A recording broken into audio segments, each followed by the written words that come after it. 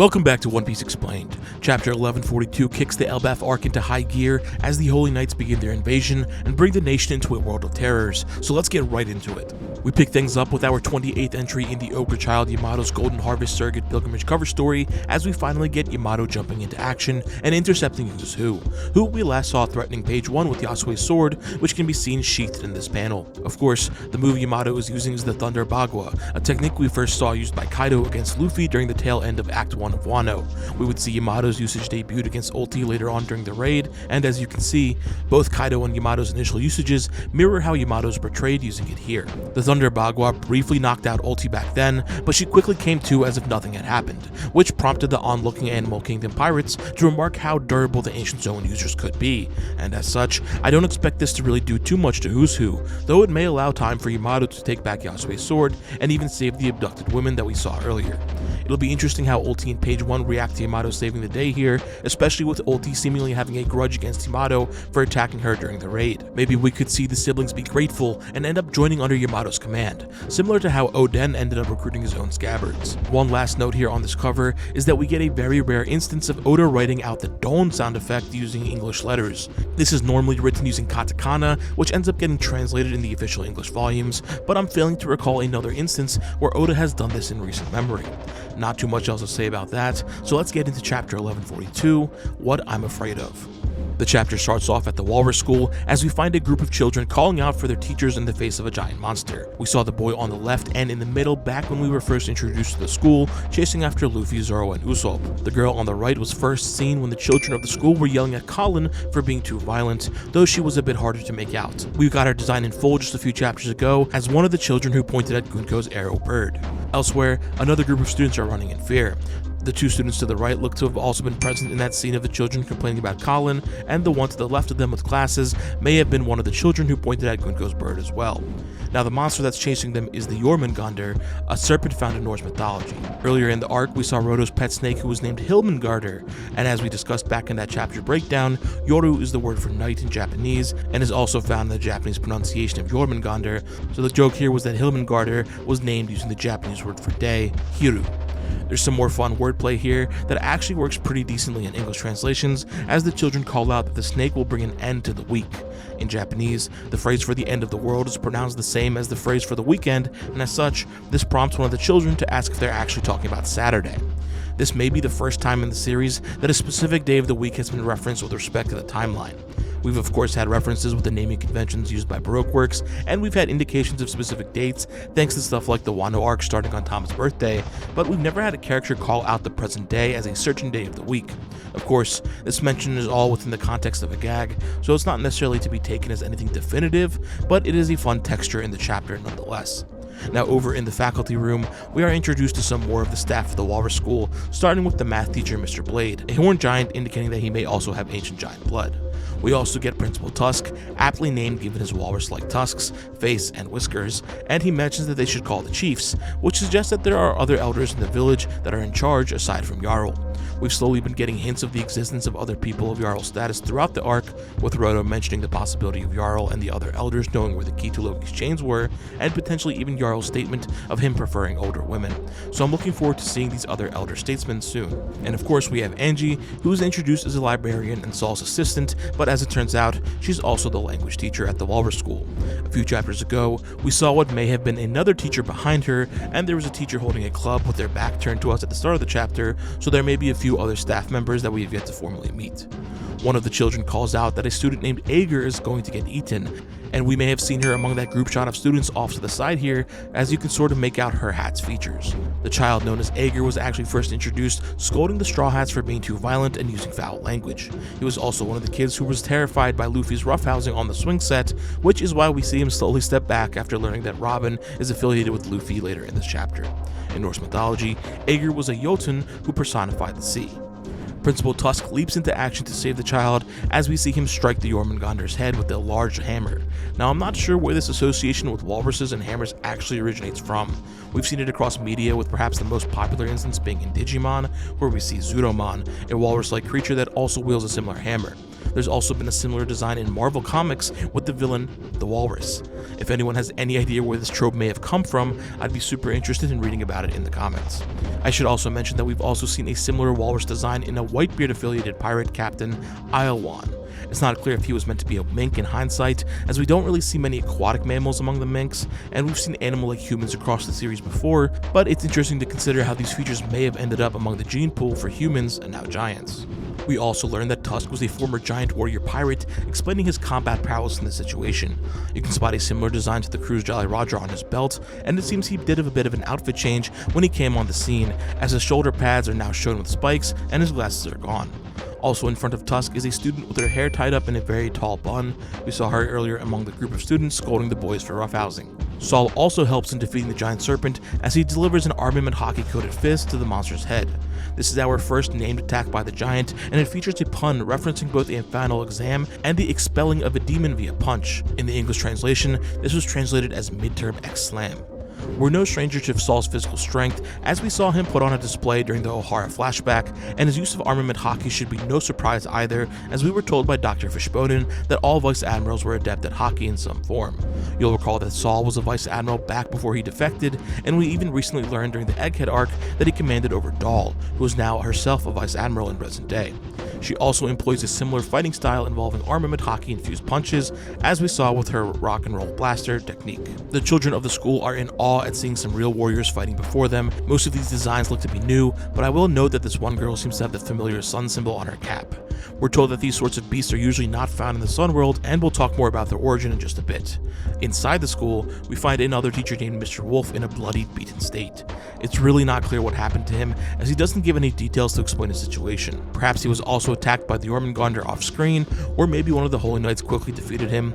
I should mention that this is the second giant that we've seen in the series named Wolf, with the other one being Sanwan Wolf. Now generally, we don't see many races in the series using both a family name and a given name, as this standard naming convention is mostly found amongst the human races, but we do have two giants who abide by this, one being Jaguar D. Saul, and the other one being Sanwan Wolf.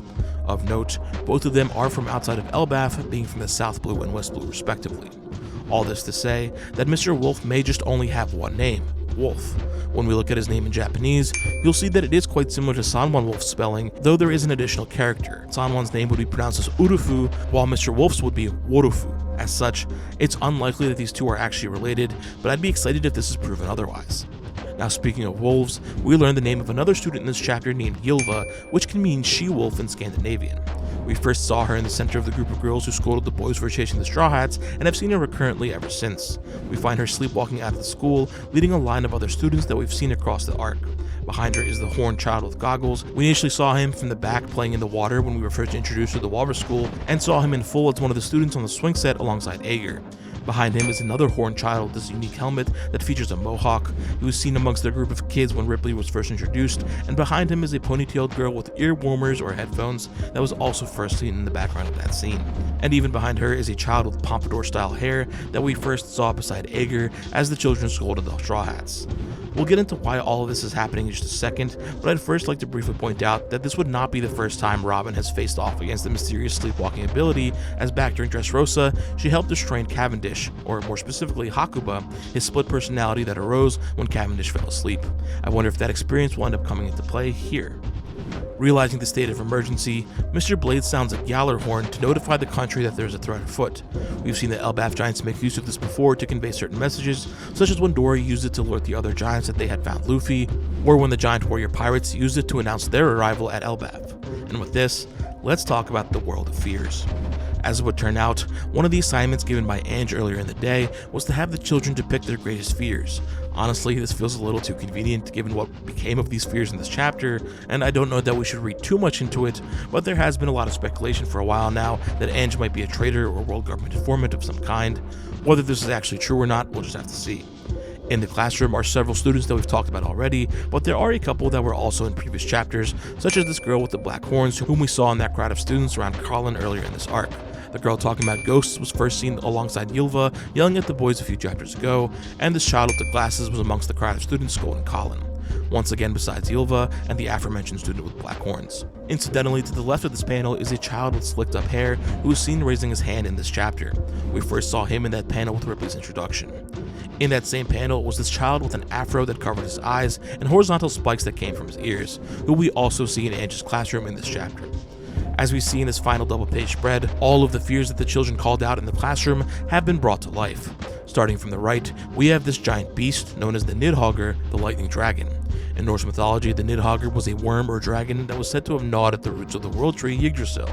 Underneath is a bear with a helmet. This was not listed explicitly in the dialogue that we saw, so it's probably one of the other children's fears. Now, the Scandinavian word for bear is Bjorn, which was also the name of one of the giant warrior pirates who helped defend against Mars back during Egghead. This one looks to be a fairly regular beast compared to all the fantastical ones in the spread, but this does make a lot of sense to be feared by these children, since we do know that normal bears can be found in Elbaph, even up in the Sun Realm. Above the Nidhogger is some sort of bird monster that we also did not get the name of. This may be the Hravisglur, an eagle that is said to be the origin of wind in Norse mythology. To the left, of course, is Loki. This was the fear held by the boy with the pompadour-styled hair that we discussed earlier, and in his right hand is the hammer, Ragnir. Though interestingly, in his other, he wields a large sword. We've yet to see Loki wield this sort of weapon just yet, and even in what many took to be an ancient giant of Loki's likeness in that mural, he is shown wielding a spear or polearm rather than a sword, so it's not clear where this may have come from. I actually wonder if he was imagined with this blade, because it was said that the sword stuck in Jarl's head was Loki's doing. The crossguard on the sword is quite similar to the one that we see in Jarl's helmet, and I've speculated before that it's also reminiscent of the sword that we saw wielded by Harold in his portrait. While on the topic of Loki, let's briefly talk about his scene in this chapter. He demands to be freed and threatens Elbaph's safety by setting fire to the jewel tree atom. Much like how Thor could use Mjolnir to channel electricity, Loki is shown here using it to summon a great bolt of lightning down from the skies above. We have to wonder if this is some sort of magical property from the hammer itself, or if there's some in-universe logic or tech that allows for this ability, whether it to be something like a devil fruit power, or perhaps something akin to Nami's climate act. It does seem to be able to generate some amount of electricity on its own, even before the lightning came down, but this view of the hammer on its underside is a bit interesting. It looks like the handle is attached to the weight at some sort of extended base, and I wonder if this is just a design detail, or if this is somehow indicative of the hammer's true size being smaller, and this exterior just being an addition to make it look bigger. It being smaller would allow it to be wielded by a regular sized giant, so maybe there's something there. Now, beside Loki here is a large wolf. This is of course Fenrir, the giant wolf spoken of in Norse mythology, and above him is a storm cloud very reminiscent of Zeus. One of the students had listed storms as being their fear, but I wonder if this is also being represented by the texture that we see in the back behind these creatures. Alongside the drawing of Fenrir, Andrew's holding a very bleak image of what may be the horizon, so perhaps that's what we see in the background. Now to the left of the storm cloud is a ghost, a fear that was mentioned by the girl with the ponytail, and we have two separate versions of this, one wearing a top hat with horns. This hat and horn combo is similar to another student that we had mentioned earlier, so perhaps she shared the same fear and drew this one. Beside Fenrir is what looks to be a squid, or more specifically the Kraken, another monster from Norse mythology, and you can see that its tentacles extend below beneath Fenrir's head.